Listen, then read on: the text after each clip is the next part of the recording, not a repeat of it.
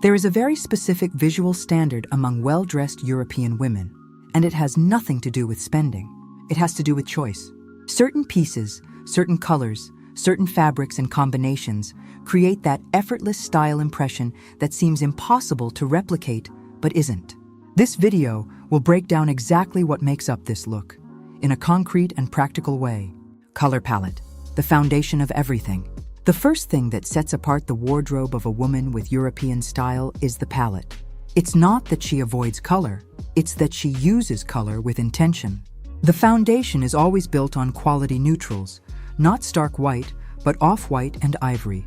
Not generic beige, but camel and sand. Not basic black, but textured black, wool, crepe, fine velvet. On top of this base, she adds color in a precise and confident way. French women have a classic relationship with navy blue, not as a uniform color, but as a sophisticated neutral that replaces black in daytime outfits. Italian women wear terracotta, burgundy, and moss green with a natural ease that feels like cultural heritage. What these women avoid is overly saturated color, the kind that shouts before the person even walks into the room. Color is present, but it is chosen, not thrown on. Fabrics, where money shows without showing. No detail reveals the quality of an outfit more than fabric. Well-tailored linen trousers communicate far more sophistication than polyester trousers with a flawless finish. Stylish European women invest in fabrics that drape well, age gracefully, and have visually interesting texture. Linen is a constant presence, not only in summer, but year-round in heavier versions. Wool crepe appears in trousers, skirts, and blazers with that structured drape no synthetic can imitate. Silk and washed satin appear in blouses that look simple, but have a subtle sheen that elevates any combination. Cashmere and merino wool are used in knitwear, not synthetic cardigans that lose shape after the second wash, but pieces with real weight and drape. What they avoid are fabrics that look like plastic under light. Shiny polyester, textureless nylon, anything that wrinkles unattractively or clings to the body unintentionally. Key pieces, what's actually in their wardrobes. Mid or high-waisted tailored trousers are the most common piece.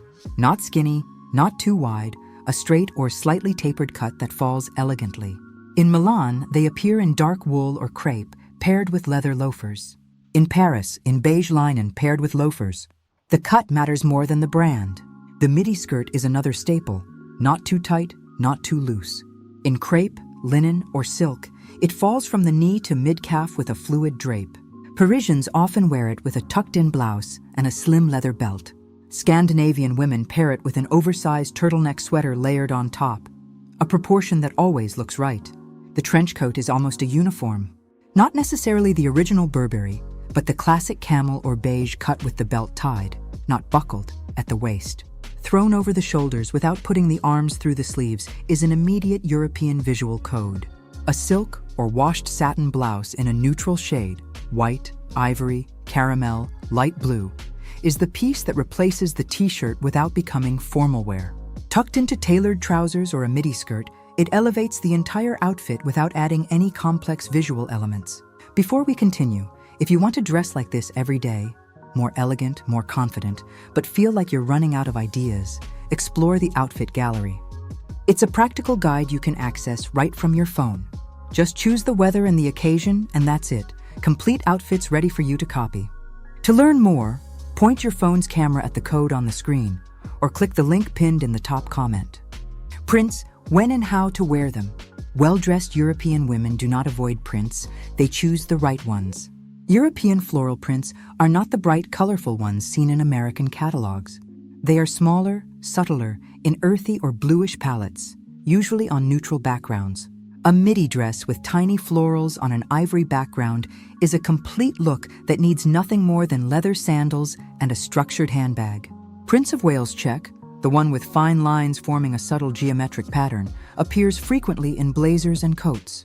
It has a visual seriousness that works perfectly for women who want presence without drawing attention.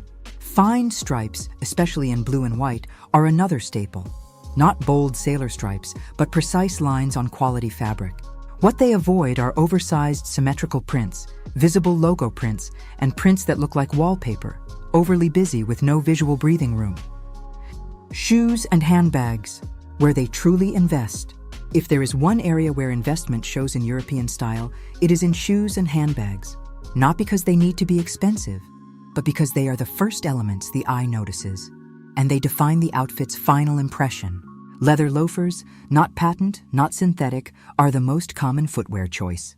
In black, caramel, or beige, they work equally well with trousers, skirts, and dresses.